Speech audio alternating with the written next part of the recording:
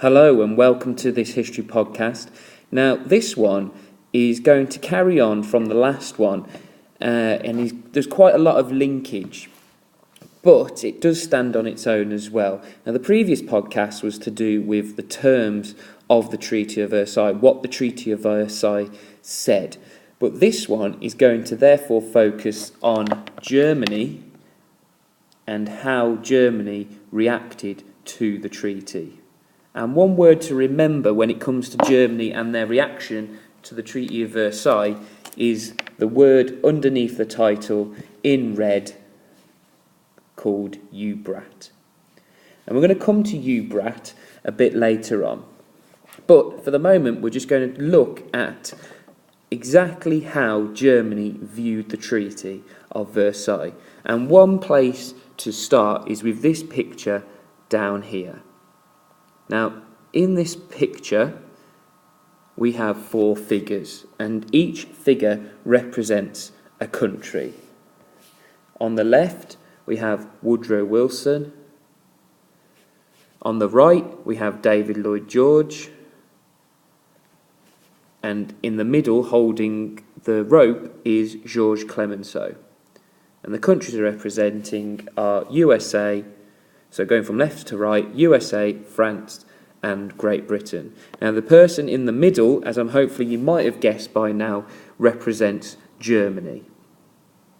And Germany has its hands tied and it's being led towards the guillotine, which is obviously going to chop off the head of Germany in punishment.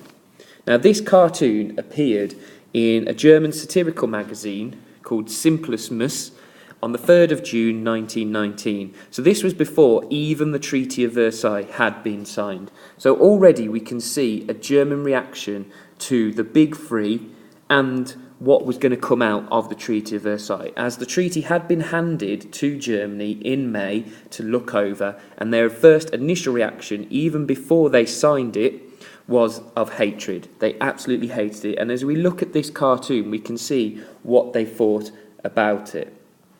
So, if you can see, the opinion is that Clemenceau, Lloyd George and Wilson are all taking part in killing Germany, cutting off its head and destroying it. And this was the view of probably most Germans at the time, that the Big Three and the Treaty of Versailles were killing, destroying Germany. If we look at all these other quotes, up here we have from Deutsche Zeitung, which is a German newspaper again, on the day of the signing. This newspaper says, "The disgraceful treaty is being signed today. Don't forget it. We will never stop until we win back what we deserve." So straight away, they're calling the Treaty of Versailles disgraceful, and that the people of Germany shouldn't forget how disgraceful this treaty is. And they will never stop until they win back what they think they deserve.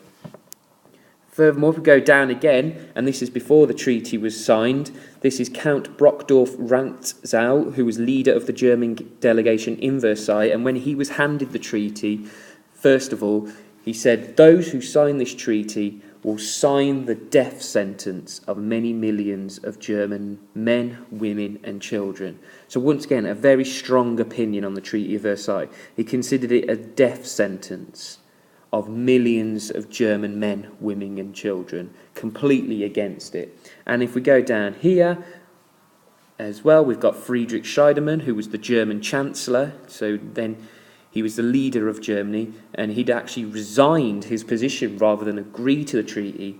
He says, "May the hand wither that signs the treaty." So straight away, we've got here 1, 2, 3, 4 sources of information, all 4 different sources of information about the reaction to the Treaty of Versailles, and not one of them is positive towards the Treaty of Versailles. So why were they not positive towards it? We've looked at what the terms are, and today we're going to explain why they had this negative reaction. And one of the main words we have to remember is this one, as I brought up in the previous video, the diktat. Many Germans saw the Treaty of Versailles as a diktat. It was an imposed peace. So, if we remember that word, we're just going to do a bit of context on this signing as shown in this picture. So, originally, the Big Three presented the treaty to the small German delegation on the 7th of May, which is Wilson, Clemenceau and Lloyd George. And straight away, they rejected it. They said they weren't going to sign, and they even suggested they were going to start war again.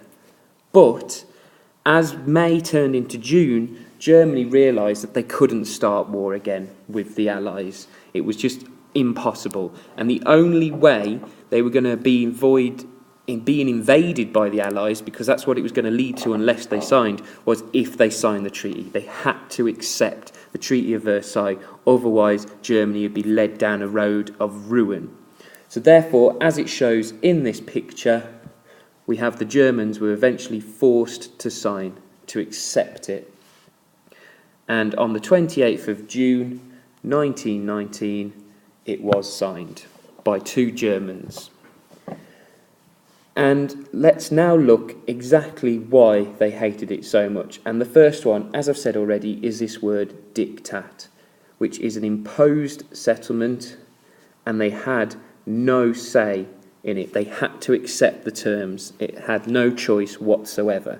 And the best way to remember the German reaction is the word "you brat," which I'm going to circle in red. It's the word "you brat."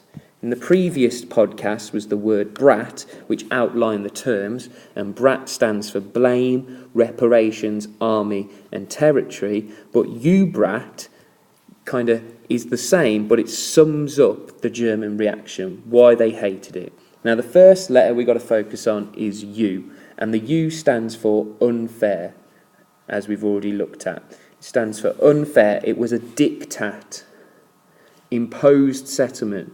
They had no say. It was forced upon them. So straight away, the Germans felt the Treaty of Versailles was unfair. So that's U in U brat. B refers to blame, as underlined in red. They absolutely hated the fact that they had to accept the war guilt and that it was their fault for starting World War I. Now, that didn't physically harm Germany, but it hurt Germany's pride nonetheless. They didn't feel like they should take responsibility. So that's B, blame. Reparations is what R stands for. And the German reaction to reparations was one of hatred. They said that France and Britain were trying to starve their children to death. The reparations were set at $6.6 billion, or £6,600,000, and a lot of Germans consider this to be starving future generations of Germany's children to death. Now, the Germans therefore also hated the fact that their army, which is what A stands for, was made tiny, and they said they were now helpless against other countries. Furthermore, their army was a symbol of national pride. So once again, their pride had been hit, but they also felt like they were completely helpless if they'd ever get invaded again. And then to finish off U-brat, we've got the word territory, which is what the T stands for. The Germans absolutely hated the loss of territory. In all, Germany lost a tenth of its land. A tenth of its land. And they claimed that the treaty was simply an attempt to destroy their economy, because a lot of the land they lost was rich in resources and aided their economy. And obviously, if they wanted to pay off these reparations, they had to have a strong economy to do so. So that's U-brat. Unfair, blame, reparations, army, and territory. Similar to brat, but brat just outlines all of the terms, but U-brat, you go into in depth there. Why did Germany hate it? They hated that it was unfair. They didn't think they should accept the blame. The reparations were too harsh. They didn't like a tiny army, which would leave them defenceless. And they didn't like the fact that they lost a lot of territory. Completely negative. For an extra point, we can also say that other nations, after the Paris Peace Conference, were given self-determination, something Wilson constantly talked about, which is where countries could decide their own future. But the treaty forced Germans to live in other countries. So lots of Germans were left stranded in new countries like Czechoslovakia and Poland and France. But obviously, Germans were therefore also angry that they could not unite with the Austrian Germans. Austria and Germany, very similar in culture and have the same language, and they were annoyed that they could not unite. So there's an extra point we can say as well. But the overwhelming feeling, and when we're talking about Germany and the treaty, is that they absolutely hated it. There was not 1 ounce of positivity that came out of the Treaty of Versailles in Germany's eyes, and therefore, straight away, when they were forced to sign it, there was a complete and utter backlash towards the Allies and the German government who had forced themselves to sign it. Thank you. Bye.